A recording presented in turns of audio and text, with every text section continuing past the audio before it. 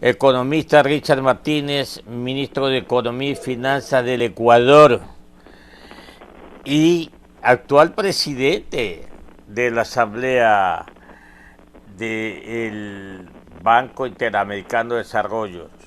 Entregará su presidencia en La Bella, en Barranquilla, en Colombia. ¿Cómo está, ministro? Buenos días, bienvenido. Buenos días, Clever. Un gusto saludarlo. Mil disculpas por la descoordinación que hubo de nuestra parte y el retraso generado como consecuencia de esta descoordinación. Un saludo a la audiencia. No se preocupe, que eso pasa en las grandes familias también. A ver, ministro, si podemos evacuar rapidito con las preguntas y respuestas, ¿no es cierto? Antes de esta crisis sanitaria, ¿cómo estaba el país y particularmente sus finanzas públicas? Clever, mira, la situación de finanzas públicas del Ecuador viene muy deteriorada por varios años, en donde hubo muchos excesos, déficits que no se corrigieron a tiempo. El gobierno nacional hizo varios procesos de optimización para iniciar un proceso gradual de reducción del déficit y ese camino estaba en marcha. Lamentablemente la situación ha tomado por sorpresa al mundo, a la humanidad, y eso hace que hoy los efectos de esa pandemia sean muy dramáticos para el Ecuador. Cerca de 8.000 millones de dólares que se estima se podrían perder de ingresos de este año, ingresos tributarios que no vamos a tener en la misma dinámica del año anterior, ingresos petroleros tampoco. Por ejemplo, en los tributos, el mes de abril tenemos una recaudación de caída de recaudación de IVA interno del 40%. En el caso de los ingresos petroleros tenemos una estimación de que no supera los 520 millones de dólares de ingresos para el fisco, que son cerca de 2.700 millones de pérdida. Y por otro lado tenemos también una menor probabilidad de ocurrencia de concretar las monetizaciones del Estado. Los procesos que se intentaba trasladar algunos activos a la administración del sector privado. Eso hace que las necesidades fiscales sean muy grandes y se suman al déficit que ya estaba previsto en el presupuesto general del Estado. En consecuencia, las finanzas públicas tienen un deterioro que se profundiza con esta situación, pero que viene muy golpeado ya desde hace varios años y que no ha sido posible corregir en su totalidad. Esperamos que esta sea la oportunidad para que el país haga conciencia plena de la necesidad de tener unas finanzas públicas sostenidas. Hay quienes son críticos de esto y yo respeto esa opinión, pero no la comparto, porque después son las mismas personas las que preguntan ¿por qué Colombia, por qué Perú tienen acceso a 10.000, 12.000, 15.000 millones de dólares? Porque ellos tienen grandes programas que se han trabajado durante muchos años de estabilidad macroeconómica, de estabilidad macrofiscal, que permiten justamente que hoy accedan a más recursos, que permiten que en estas épocas puedan ampliar el gasto y generar un déficit mayor y financiarlo con recursos externos o con recursos de ahorros que han tenido de muchos años y poder inyectar plata en la economía. La situación del Ecuador es diferente, porque no tenía ahorros, porque no tiene una capacidad de endeudamiento a condiciones preferentes como esos países y además ya venía con unas finanzas públicas deterioradas. Por eso es que es muy importante este momento repriorizar los recursos, reducir el gasto en lo que más sea posible para reducir las necesidades de financiamiento y reorientar ese gasto también, reorientarlo hacia la salud de las personas, hacia la alimentación de las personas para la supervivencia y también reorientarlo hacia la reactivación productiva, es decir, hacia créditos blandos que tengan las empresas pequeñas y medianas particularmente para poder sortear la crisis y poder tener también la capacidad de proteger los empleos. Al final del día eso es lo que nos interesa, poder proteger los empleos de los ecuatorianos. Si le damos un crédito blando a una empresa pequeña o una microempresa, no que sobreviva solamente la empresa por sobrevivir, sino que... No se me vaya para allá todavía, ministro. Vea, yo le agrego a su concepto de las finanzas públicas. Deterioradas, sí, pero por una causa, una razón. Porque estaban demasiado desordenadas las finanzas públicas, así como se escucha. Ministro, se ha hablado mucho por parte de muchos expertos en economía, analistas económicos. Como usted dice, respeto la opinión y yo también eso. Yo lo digo es técnicamente.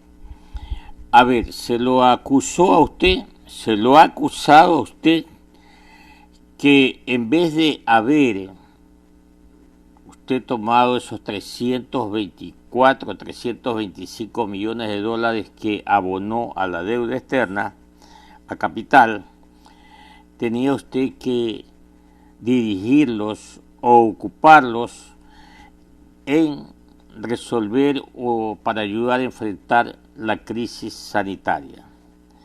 ¿Por qué los pagó y qué hemos ganado habiendo hecho ese abono?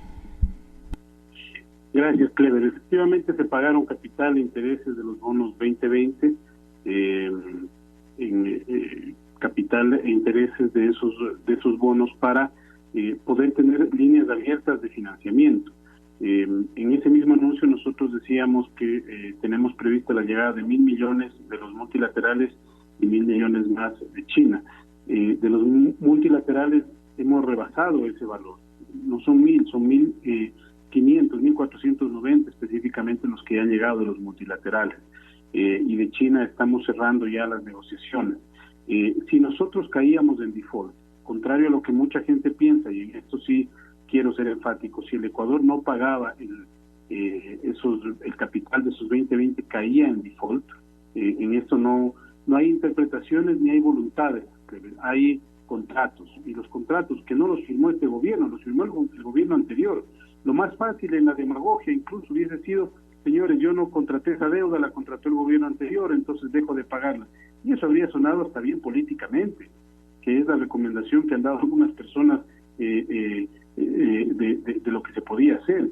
Si yo no pagué esa deuda, señores, yo no tengo por qué cubrirla, no funcionan contratos de por medio. Pero más allá de eso, esos contratos establecen que un evento de incumplimiento es el no pago. Eso implica un default. ¿No? Allí no hay interpretaciones. Un default que lo evita en Ecuador, porque es muy doloroso el default, que lo está evitando Argentina. Argentina está renegociando también para evitar caer en el default. ¿Por qué? Porque las experiencias son extremadamente graves. Hay congelamiento de cuentas en el exterior de los gobiernos y de los sectores privados también, de los exportadores, por ejemplo, se complican las cartas de crédito, se recurren gastos extremadamente onerosos de abogados para empezar a litigar cuando se puede evitar hacer. Y se cierran las puertas de financiamiento. Otro mito, hay gente que dice que el hecho de estar en default no implica que los multilaterales dejan de prestar. El día después hubo una conferencia por los representantes de los multilaterales en el Ecuador. Yo le voy a compartir esta información también para que la pueda difundir. Y no me pregunten a mí, pregunten a ellos. Lo interrumpo, ministro. Lo interrumpo, ministro. Ministro, lo interrumpo. Yo estuve en esa reunión con los multilaterales que se dio esta semana, creo, no, el día viernes me parece que estuvimos. Lo tengo claro y tengo la información, es más, ya la he difundido, señor ministro. Siga usted. Gracias, Clever. Entonces, esto funciona así. Nosotros pagamos 341 exactamente entre capital e intereses. Ese mismo mes teníamos que, en esos mismos días, esta misma semana teníamos que hacer un pago por 197 millones de dólares de los otros bonos. Eso lo aplazamos. Dijimos, vamos a tomarnos un tiempo, no podemos pagar, y luego hicimos una propuesta y una oferta a los tenedores de bonos por el no pago que tiene una fecha indicativa que es el 15 de agosto. Hasta el 15 de agosto se acumulan 811 millones de interés. Hay gente que dice, bueno, pero el ministro se ha comprometido a pagar. Señores, el Ecuador no va a tener capacidad de pago de esos 811 millones, pero es una fecha indicativa en donde los tenedores de bonos, y esta es la sensatez de la negociación, dice, mira, pongamos una fecha término, y bueno, si el Ecuador no paga hasta esa fecha, pues caerá en default. Pero ¿qué tiene que hacer hasta esa fecha? Tiene que renegociar su deuda y tiene que llegar a un acuerdo de su deuda. ¿Qué hemos hecho en ese campo?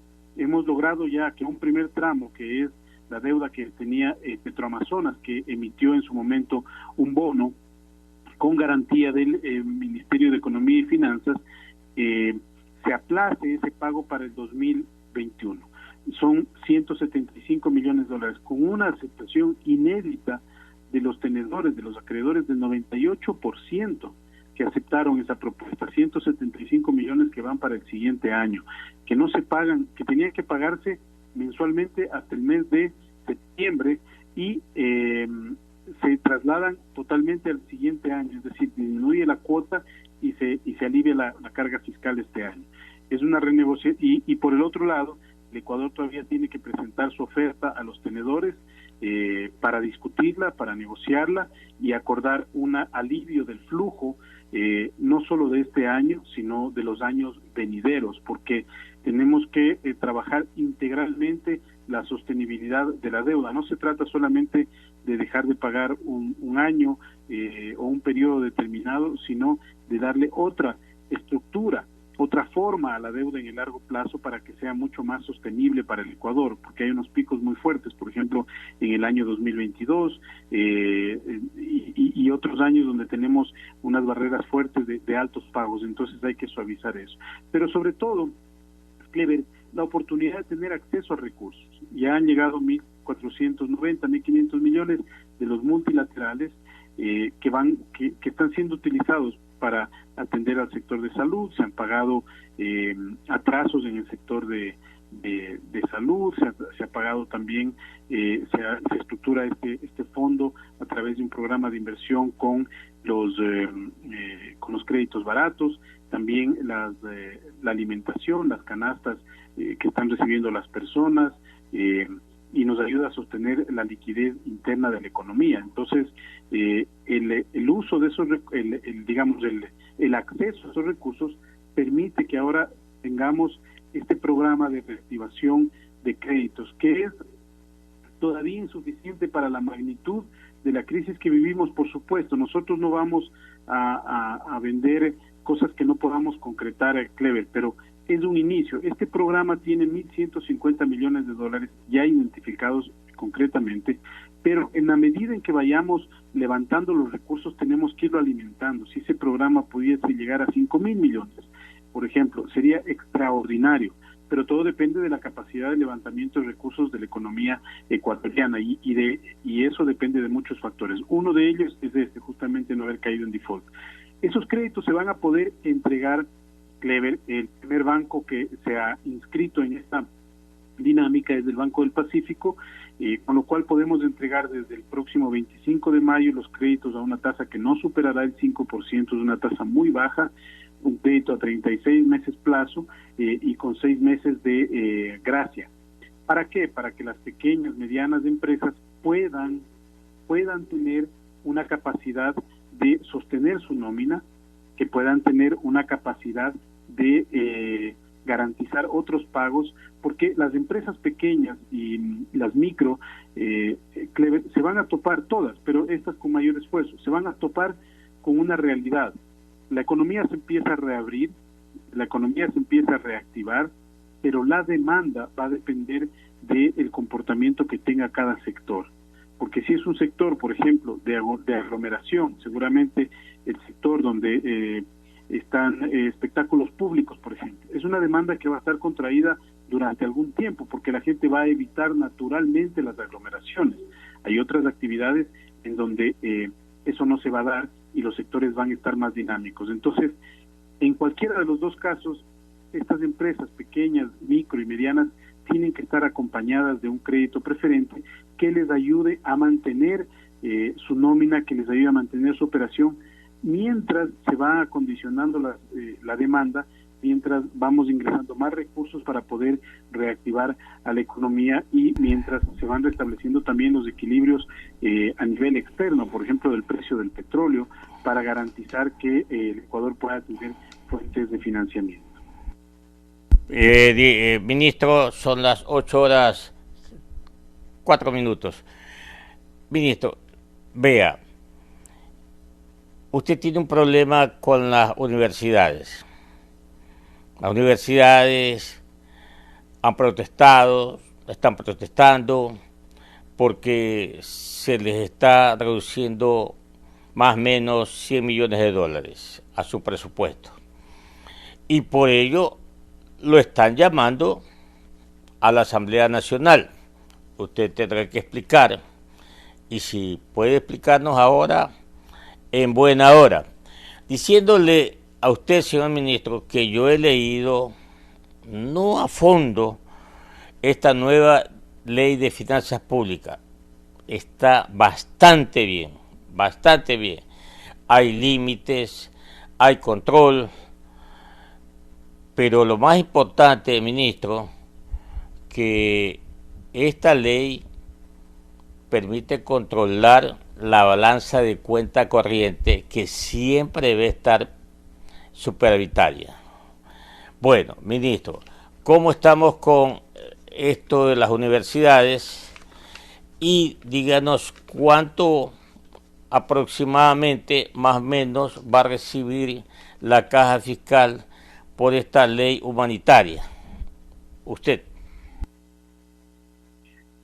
Gracias, Clever. Efectivamente, la ley de ordenamiento de las finanzas públicas es muy importante porque si bien no genera el día de hoy o de mañana un ingreso para el fisco, garantiza que a futuro vamos a tener disciplina, orden, transparencia en el manejo de las finanzas y que eso no quede a discrecionalidad de la persona de turno, sino que sean parámetros que por ley deben cumplirse, ni del gobierno de turno, ni de los políticos de turno, sino de una ley y una norma que es de obligatorio cumplimiento. Esa es la ventaja de esta norma. Y es un buen mensaje al mundo de que el Ecuador tiene el firme propósito de ordenar sus finanzas y de garantizar que la capacidad de pago del financiamiento externo que está recibiendo está sostenida. De tal manera que nosotros vemos allí una gran oportunidad. Además que se establece un mecanismo de cobertura petrolera para evitar que suceda nuevamente lo que nos ha sucedido, que con una caída del precio del petróleo estemos totalmente descubiertos. Son instrumentos que hay que manejarlos de manera muy técnica, muy profesional, pero que permiten evitar una caída abrupta de los ingresos, aun cuando caiga el ingreso petrolero. Es básicamente como un seguro que uno compra para el carro y el seguro le cubre. Si el carro no tiene ningún accidente, pues enhorabuena, pero si el carro se choca, si se choca el vehículo, pues habrá que recurrir a esa cobertura y la persona no paga el costo total, sino ya lo hace la aseguradora en función de la prima. Y lo mismo funciona para el petróleo. Eso es una gran ventaja para este caso de la ley de finanzas públicas. Otra cosa que también es muy importante es que se garantiza la autonomía de los GAS, de las fuerzas del Instituto de Seguridad de las Fuerzas Armadas, de la Policía, del Instituto de Seguridad Social, etcétera. Pero también se establecen mecanismos para que esas propias entidades puedan fijar sus reglas de largo plazo para que sean sostenibles, porque una seguridad social que amplía los beneficios de manera indiscriminada y no tiene fuente de financiamiento a largo plazo no es sostenible, entonces tiene que hacer un ejercicio de sostenibilidad. La otra ley, la ley humanitaria, no tiene tampoco ingresos para el fisco. Como usted conoce, el presidente de la República retiró el tema tributario de la ley para poder salvaguardar los otros temas, porque de lo contrario se podían haber archivado. El tema laboral por un lado y el tema de de los beneficios a la ciudadanía. Por otro lado, en consecuencia no se prevén de esa ley ingresos adicionales, más bien estamos cuantificando cuál sería el impacto fiscal, esperamos que no sea mayor por los beneficios que se entregan, pero el concepto detrás de esa ley, de acuerdo entre las partes, es el más importante, que tanto empleadores como trabajadores, arrendatarios, arrendadores, etcétera, puedan ponerse de acuerdo en instrumentos que permitan salvaguardar el empleo, de tal manera que todas estas reformas apuntan en esta nueva fase de la economía, una vez que estamos saliendo del confinamiento, a tener los indicadores menos complicados en materia de empleo, de pobreza, es decir, evitar que se deterioren mucho más. Vamos a tener una afectación económica, sí, todos los ciudadanos. Difícilmente alguien quedará por fuera de esta situación. Y en ese escenario el gobierno tiene que hacer prevalecer que las personas que menos recursos tienen estén protegidas a través del incremento de las transferencias monetarias, nuevas transferencias monetarias como el bono de protección social que llegará a 1 millón de personas, y adicionalmente que las personas no pierdan su trabajo. Y para que no pierdan su trabajo se le da una opción al empleador y al trabajador para que se pongan de acuerdo momentáneamente mientras esta situación pasa y que no existan despidos masivos. ¿Se va a resolver el problema presupuestario con las universidades? Entiendo yo, yo lo entrevisté al secretario del Cenecit, doctor Albán. Está trabajando y afinando el lápiz, creo, ministro. Y por otro lado, ya se vienen las elecciones.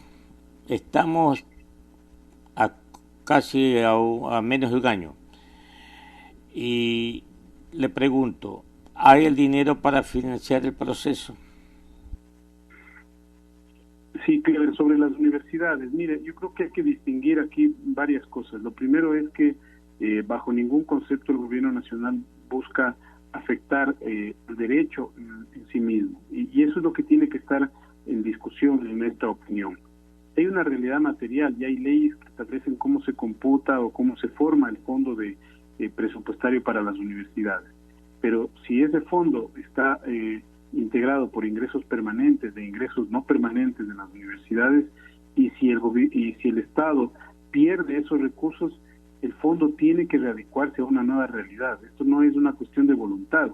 Y claro, hay medidas cautelares, demandas de inconstitucionalidad. Yo lo que digo es, ¿ante quién el Estado puede reclamar para que el precio del petróleo no esté en los niveles que está? ¿Ante quién puede reclamar para que los ingresos tributarios no estén en los niveles que está? Es decir, creo que en este momento el país necesita en conjunto encontrar soluciones que implican y demandan esfuerzo de todos, claro. Que el Estado ecuatoriano no puede mágicamente o artificialmente subir el precio del petróleo, no puede recuperar la recaudación por un confinamiento de una pandemia que no nos hubiésemos imaginado en los días de nuestra vida. Pero eso es lo que está sucediendo. Ahora, ya de cara al manejo presupuestario, que eso es otra cosa de las universidades, creo que las universidades sí tienen también que rendir cuentas a la sociedad de cómo están administrando sus recursos, Clever. Esto también es importante porque si no toda la carga recae sobre el gobierno central. Entonces el gobierno central es el malo, pero hablemos con el rector de la Universidad de Guayaquil, hablemos con el rector de la Universidad Central, hablemos con data. ¿Cuántas personas hay en el campo administrativo que no generan valor agregado para los estudiantes? ¿Cuántos conserjes, cuántos guardalmacenes, cuántos bodegueros? No tengo absolutamente nada en contra de esos oficios, pero desde el punto de vista de la universidad, pensar que no hay espacios de optimización, no estoy hablando del fondo, ya es un manejo presupuestario directo de las universidades. Creo que es también una falta de responsabilidad. Viajes al exterior, ¿cuántos se van a hacer este año? Viáticos, ¿cuántos se van a pagar este año?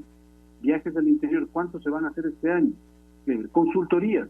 Las universidades tienen que ser generadoras de ideas, no compradoras de ideas. Por supuesto que una consultoría específica se va a necesitar, pero no pueden estar en ese proceso todo el tiempo. Los niveles, las remuneraciones de los rectores, hoy ganan más que el presidente. Esa es la realidad. Esa es la realidad, Clever. Entonces, lo que se pide es un mínimo de conciencia de que estamos en una nueva realidad. Una crisis como esta, el país no la ha visto, la humanidad no la ha visto, el Ecuador no la ha visto, todos los países están luchando contra una nueva realidad. Se van a arreglar las cosas con las universidades, por supuesto, pero yo sí creo que es muy importante también que se eleve el nivel de debate, que se les exija a las universidades, así como se le exige al gobierno. ¿Por qué no le hace tal o cual transferencia? ¿O por qué atenta contra la autonomía? Nosotros no estamos atentando contra la autonomía. Pero yo sí quisiera también hacerles un pedido responsable y respetuoso a los asambleístas para que llamen a los rectores de las universidades, para que analicen los presupuestos de las universidades y exigir a esas universidades que inviertan la mayor cantidad de recursos en investigación y pedir también que hagan un esfuerzo, porque Clever, todo el presupuesto, insisto, de viajes, viáticos, viajes al exterior, consultorías, gastos en papelería que hoy nos están dando, se van a mantener este año. El año pasado el nivel de subejecución de las universidades fue del 13%, es decir, del presupuesto se gastó el 87%. Entonces, hay espacios de optimización, por supuesto. Nosotros cumpliremos con lo que dictamine la Corte Constitucional. En eso nosotros somos muy respetuosos de la institucionalidad. Pero ya en el campo material, más allá del dictamen de la Corte, creo que tiene que haberse una discusión seria en el país, y no solo en las universidades, también en los gobiernos autónomos descentralizados, de la eficiencia del uso de los recursos que están aportando todos los ecuatorianos. En este caso concreto, creo que las universidades también tienen que rendir cuentas sobre la eficiencia del uso que están haciendo de esos recursos que se asignan. En nuestra opinión, siempre hay margen para la eficiencia. Vea, ministro, para ir terminando este diálogo, lamentablemente el tiempo se nos ha ido y necesitamos hablar más, porque esto de las finanzas públicas de la ley, me parece que hay muchos detalles. Por ejemplo, en la transitoria dice claramente que los gobiernos municipales, metropolitanos y todo esto que tiene que ver con los gobiernos autónomos descentralizados tienen que bajar al 50% el valor de las patentes, por ejemplo, y todo lo que tiene que ver con pagos en los municipios. Y ojalá se cumpla, señor ministro. Y de la universidad, yo le hablo con autoridad moral. Yo soy jubilado de docente de la Facultad de Ciencias Económicas de la Universidad de Guayaquil. Y como estudiante de esa facultad, siempre nos quejamos que hay una cúpula universitaria. Alguna vez me invitaron a la vieja casona al rectorado y me quedé como loco porque brindaron champán, pero Don Periñón, el efectivo, en una universidad del pueblo supuestamente. No, ministro, yo estoy totalmente de acuerdo que se hagan las investigaciones, que se limpie la burocracia en la universidad y que se atienda con los sueldos, que creo que ahorita están un poco atrasados, que ojalá ya se pongan al día, pero que se atienda a los profesores, que se hagan los concursos, que sea exigente la universidad en la selección de profesores y por supuesto se atienda a los estudiantes, que es lo más importante. Y en ese orden yo estoy con usted. Y yo lo digo al aire, yo no tengo problema porque no tengo compromiso. Y cuando yo estuve en la universidad, igual fui, así de claro. A mí nadie me va a tachar ni decir usted fue corrupto o usted hizo esto, lo de aquí. Nadie. Ahí está mi hoja. Nunca, como se dice en Guayaquil, nunca le pegué una vaciladita a un estudiante. Jamás. Por ahí comencemos. Entonces, ministro, nada más le pido, por favor, como usted está haciendo, afinar el lápiz y limpiar, ojalá podamos limpiar los altos sueldos o latisueldos burocráticos de las universidades, señor ministro. Dele camino. Y por último, la pregunta del millón a las mismas universidades: ¿ya le transferimos para que cobren el mes de abril o aún no, ministro? ¿Transferir para qué, perdón, Clever? Para los sueldos correspondientes al mes de abril. Sí, Clever, hemos tenido nuevamente una demora este mes. Priorizamos salud, educación, Fuerzas Armadas, policía, que ya están totalmente cubiertos, también todo el cinturón de seguridad del Estado, y hasta el día de mañana, viernes, ya nos pondremos al día con los salarios. Estamos haciendo un esfuerzo enorme, no es sencillo, como le digo, porque las fuentes de ingresos son extremadamente limitadas, pero hasta el día de mañana ya cumpliremos con todas las obligaciones remunerativas para que la gente pueda estar tranquila. Ofrecemos las disculpas del caso, porque esto no es una cuestión de voluntad, es una cuestión de la realidad que estamos viviendo, que esperamos irla revirtiendo poco a poco. Ministro, cierro con esto. Los 812 millones de dólares, usted ya explicó, ya se ha resuelto a través de Petroamazonas una parte. El saldo le queda o pagarlo, o diferirlo, o imputarlo a la deuda total. ¿Será así, ministro? No, eso es justamente lo que estamos trabajando, Clever. Nosotros tenemos estos 2 meses y medio prácticamente para terminar y poder llegar a un acuerdo con los acreedores. Se están analizando los distintos escenarios que permitan lograr ese acuerdo, para de esa manera poder tener una liberación del flujo, es decir, que se reduzca la presión financiera del Ecuador, no solo ahora, sino en el mediano plazo. Pero hay distintos modelos que se están analizando. Una vez que nosotros hagamos el planteamiento formal, la haremos conocer al público para que sobre esa base la gente pueda estar enterada de qué es lo que ha planteado el gobierno nacional para buscar los mejores términos, de tal manera que podamos tener esta nueva estructura, pero al mismo tiempo podamos regresar a los mercados en unos 2 o 3 años y poder tener las fuentes de financiamiento que necesita cualquier país. Y así como tenemos una ley de finanzas públicas ya reformada, ministro, por lo menos yo aspiro, ya vamos al Código Monetario, usted es el presidente de la Junta de Regulación Monetaria y Financiera, tenemos que afinar el lápiz en los costos financieros en el sistema financiero nacional. Ministro, lo dejo con la despedida suya y la seguimos en cualquier momento. Y no le pare bola, vaya para adelante. Usted es hombre trabajador y lo más importante es trabajar, porque el Ecuador lo que más tiene son necesidades ilimitadas y pocos recursos. Un abrazo para usted. Muchas gracias, Clever. Un saludo a la audiencia. Que tenga un buen día.